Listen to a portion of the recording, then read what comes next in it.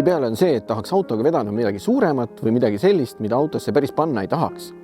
Ja selleks on väga mugav rentida rendihaagis.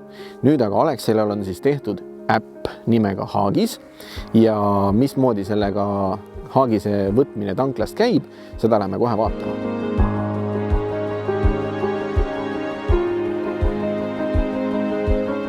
Nüüd oleme siis jõudnud Alexela tanklasse ja siin on valida 3 erineva haagise vahel.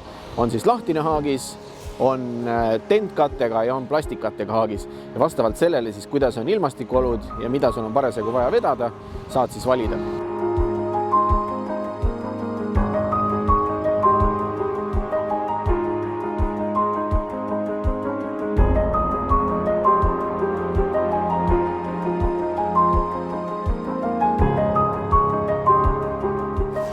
No nii, haagis on küljes ja nüüd saame edasi juba minna asjatoimetusi ajama, mida siis hea selle käruga vedada.